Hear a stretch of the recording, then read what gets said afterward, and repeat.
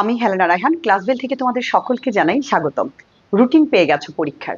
Routine দেখি অনেকেরই হয়তো ভয়ে হাত পা কাঁপাকাঁপি শুরু হয়ে গেছে। হায় হায়, আমার কি হবে এখন? রুটিন তো দিয়ে দিছে, এতদিন একটা আশা ছিল যে হয়তো একটু দেরিতে বা কবে হবে শিওর না। এখন রুটিন পাওয়ার পরই দেখা যাচ্ছে অনেক স্টুডেন্ট মানে খুবই বাজে অবস্থা, মানে এরকম যে হাত পা ঠান্ডা হয়ে যাচ্ছে, ভয়ে কাঁপাকাঁপি শুরু হয়ে গেছে।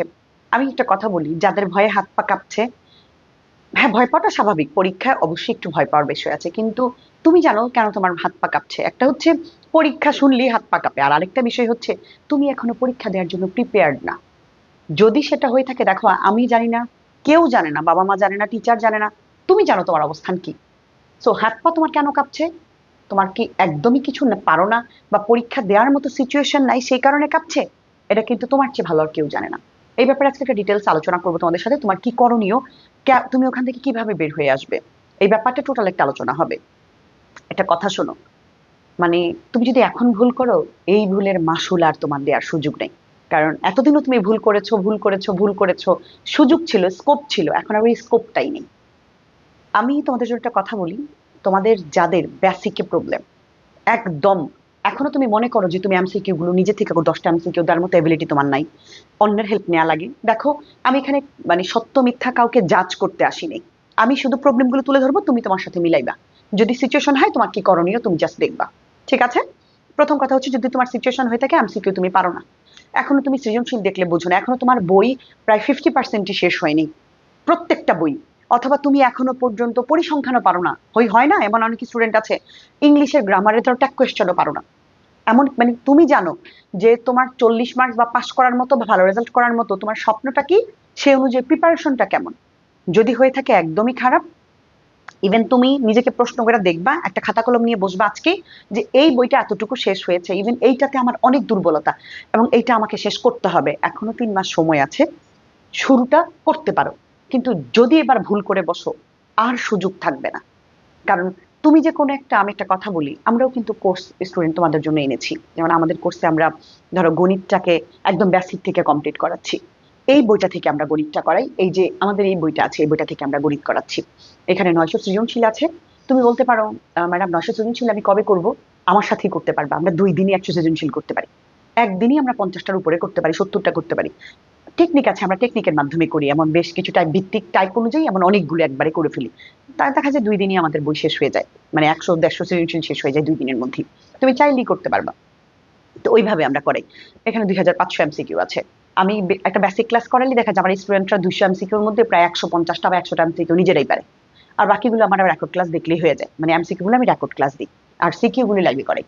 তো ওইভাবে করলে দেখবা যে হয়ে গেছে। এখন এই বইটা থেকে বাংলা যদি পড়ো, 6 পৃষ্ঠার একটা নোট আছে, তুমি কমপক্ষে হলো 20 থেকে 24 তুমি পাবা, এটা থেকে যারা একদমই পড়ো নাই। আর যারা 30 পাওয়ার অ্যাবিলিটি রাখো, বা যারা মনে করো আমাকে এমসিকিউতে বাংলা দিতে পারছো 30ই পাইতে হবে, তারা আমার 10টা রেকর্ড ক্লাস আছে, একদিন 2 দিনে বসে তুমি 10টা রেকর্ড ক্লাস শেষ করে ফেলতে পারবা।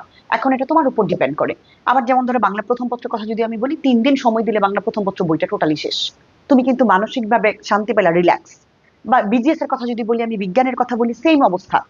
আইসিটি, এগুলো আমার প্রতিটা বিষয় রেকর্ড আছে, ইভেন ক্লাস আছে, আমি দিয়ে দিয়েছি, স্টুডেন্টরা নিজেদের মতো করে 3 দিনে টানা করে একটা বই শেষ করে ফেলতেছে, 4 দিনে একটা বই শেষ করে ফেলতেছে। এতে করে মানসিক যন্ত্রণা, মানসিক চাপ কমে, যে হ্যাঁ আমি 4টা বই শেষ করেছি, আমি এটার এই সিচুয়েশনে আছি, এরকম একটা অবস্থা আছে। নতুন ভাবে তো আমরা ক্লাস করাচ্ছি। এছাড়া আগের একটা টেস্ট কোর্স আছে গণিতের, ওই কোর্সটা আমরা সম্পূর্ণ ফ্রিতে দিয়ে দিচ্ছি স্টুডেন্টদেরকে। আর এই বইটা হইলে না, আলাদা করে টেস্ট পেপার দরকার পড়বে না, আমার পার্সোনাল সার্ভিস তো আছি। তো সবকিছু মিলে আমরা এইভাবে করাচ্ছি। কিন্তু এখন মনে করো আমার, আর সবচেয়ে ভালো কথা, আমি অনেক ভালো পড়াই, হ্যাঁ হতেই পারে, বা কিন্তু আমার পড়া তুমি বুঝো না। এখন তুমি ভুলে ধরো আমার কোর্সে ভর্তি হয়ে গেছো, বুঝো ব্যাপারটা। তার মানে আমিও যদি হই, আমি যে সবার জন্য পারফেক্ট হবো আমি তো এটা বলিনি। তুমি এখন আর ভুল করবা না। যে টিচারের কাছে যদি মনে করো কোন একটা কোর্সে ভর্তি হয়ে গেছো, তুমি টাকার মায়া করতেছো, কিন্তু বাবা মনে রেখো, টাকার মায়া, হ্যাঁ টাকার, অবশ্যই টাকার গুরুত্ব আছে জীবনে, টাকা যারা প্রতারণা করেছেন, বা তুমি যদি মনে করো ভুল জায়গায় তুমি চলে গেছো, অবশ্যই এটা অন্যায় হয়েছে তোমার সাথে, বা তুমিও ভুল করেছো। কিন্তু ভুল জেনে শুনে বুঝে, যেটার কোনো ভবিষ্যৎ নাই, যেটা দিয়ে তুমি কোনো আউটপুট পাবা না, তুমি এখানে বসে থেকে কি করবা? আমাকে একটু বলো, তুমি কিছু হবে? বরং বুদ্ধিমানের কাজ হচ্ছে যা হয়ে গেছে বের হয়ে তুমি নতুন কোনো প্ল্যাটফর্ম খুঁজো, অথবা তুমি এমন একজন টিচার খুঁজো যে তোমাকে প্রতিনিয়ত সাপোর্ট দিবে মানসিক ভাবে, এবং তোমার যে কোনো প্রবলেম তুমি ভয়ে নির্ভয়ে সেখানে আলোচনা করতে পারবা। আরেকটা বিষয়, এখন তুমি যে কোনো কোর্সে ভর্তি হলে দেখবা অনেকেই শুরু করতেছে একদম সৃজনশীল দিয়ে টেস্ট পেপার সলভ করতেছে।